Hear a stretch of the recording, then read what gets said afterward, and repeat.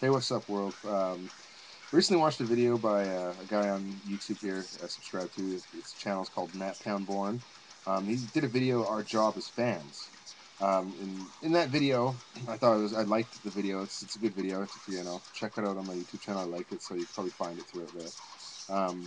His video was called, basically Our Job as Fans. And he went on to, he talked about how he's really getting sick of how in boxing you're always hearing promoters up there talking about, oh, we've got this expense, we have to pay for that, and this is what it costs to put on a fight, and the marketing budget is only so much, and blah blah blah blah blah blah blah blah blah, and all that kind of shit.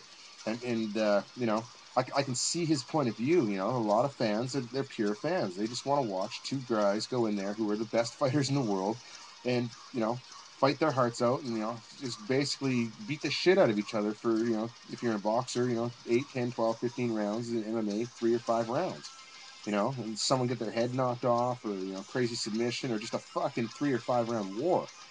Doesn't always happen, thank you, Quentin Jackson. But we'd love to see that shit often. But why, as fans, should we care about what promotions cost, and what fighters are making, and how much money they made at the gate, and how much money they're making in pay-per-view? um, I think why I care personally is, about all the drama of the business side of the sport I love the most, is the fact is it's my money they're fucking talking about.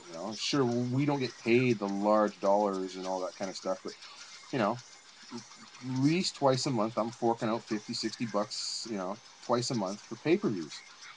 Like, look at my hat, the shirt, the clothes I wear. It's all, this shit isn't cheap either. It's expensive. MMA is huge right now. Fighting is huge right now. And these companies are charging top dollar for all this shit. Trust me, I know. I pay for a lot of it. And I do it because, if you look at the stuff I wear, and the fighters, I like to support the fighters who go out there and fight their hearts out. The head rush shirt I'm wearing right now, Mark Hominick, when he fought Jose Aldo, that was a fucking sick fight. That fifth round, I was just coming out of my fucking skin. And that hematoma, the mouse above his eye, I'm a Mark Hominick fan for life now because of that. But, you know, as fans, our job is to support the sport we love. And the way we do it, um, is with, the bottom line is the almighty dollar. You take that $50 and you buy that pay per view. You take that $50 to $80 and you go out and you buy that fucking shirt. And you take that $50 and you go buy that name brand hat or whatever. You know, and we hope that we buy them in the hopes that, hey, my favorite fighter wears that hat, or I want to buy that walkout T-shirt because I support that fighter. And I got lots of walkout shirts, but let's face it, I go out and I buy a head rush tee for the Mark Hominick walkout tee. Think Mark Hominick sees any of that fucking money? If he does, great for head rush. Um, but why should we care about the hype machine behind all these sports? Because it's our money they're talking about. And frankly, I am very dissatisfied with where my money goes in the sport of MMA. I don't, I probably, my MMA budget every year is probably about $5,000 to $6,000. Between me and my family and the money we spend on pay-per-views and clothing and stuff like that, video games, and plus the fight gear and training equipment that I have and all that kind of shit. We spend about $5,000 to $6,000 a year probably on this shit. Um, as an average fan, if you really think about what you spend as an average MMA, as an MMA fan who really loves the sport, you're spending quite a bit a year when you add it all up: clothing, pay-per-views, the cost of it all. But you know, Tito Ortiz, last pay-per-view, UFC 132, $450,000 flat rate. You got paid for that fight. Okay, are you fucking kidding me? They well, oh, fuck, what fight was it? Anyway, a boxing match a little while ago. The main event, between the two fighters, it was like almost $25 million. These two fighters got paid.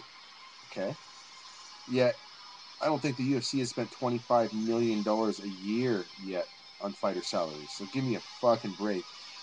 That is why, as at least MMA fans, maybe not in boxing so much, but in MMA, we should be more concerned about where our money goes that we put into this sport to support this sport. Okay, I spend money on this sport because I'm a fan. Okay, I like watching fights. I like to support the fighters who go out there and make me happy when I watch them. You know, we all want to see the slugfest and everything, and when I see that in a fighter, you know, I become a fan of that fighter. Frankie Edgar, that fucking guy, Gray Maynard, those guys like that. Clay Guida, you know, one of my favorite fighters. You know, you don't go to sleep during a Clay Guida fight, regardless of who he's fighting. You know, so, but then you know you look and it's like, okay, well, these guys, some of these guys, they're famous, they're big time fighters, but in MMA they're 2 fights away from the unemployment line and going, oh fuck, what am I going to do for the rest of my life? The sponsors have dumped me. You know, I only made 20, 30 grand a fight. You know, and yet I was headlining pay-per-views and all this kind of shit. Give me a fucking break. Like, give me a fucking break. Melvin Gillard, okay, did he even make 100 grand on that last fight he had on Spike TV? On Spike TV, for fuck's sakes, all right? Give me a break. You pay the guy less than 100 grand, you know, with a win bonus. I got to check the figures, but I know for a fact I'll be lucky if Melvin got paid more than $35,000 for that fight, maybe 70,000 with his win bonus.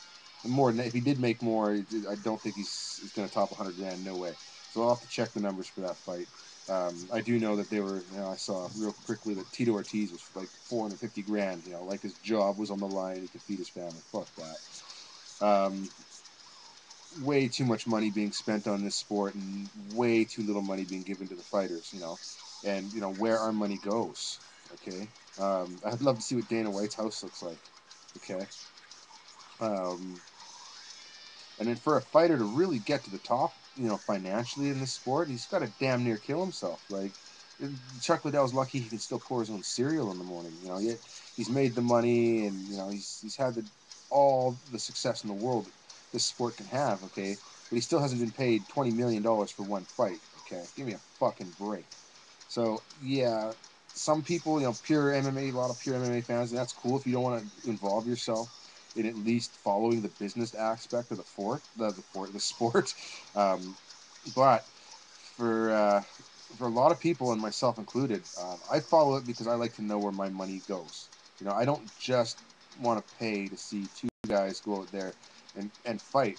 I want to pay to make sure that, you know, these guys that are going out there and putting their lives on the line, you know, are able to have these great lives that they take the risks for. And that's not happening. Not the way it is in boxing, at least. So as an MMA fan, you know, I really do like to pay attention to the money side, and I think my money, for the most part, is being wasted by those I'm spending it on, and I'm not spending it on the Mark Hominiks and the Frankie Edgars and, you know, the guys like that, and the fighters. You know, my money goes into Dana White pocket and Fertitta Brothers pockets. You know, the hype machine, it goes to fuel the hype machine, but it isn't making sure that these fighters can, you know, retire if something bad happens. So let's hear what the world has to say about this. Maybe not so much in boxing, but in MMA, I like to follow the hype train because right now I've pretty much discovered that my money is being wasted on a few very rich people. So let's see what the world has to say about this. Check out Naptown Born's channel. A lot of good stuff on there. Like I said, it inspired me to get on here and rant about this fucking shit. All right, peace.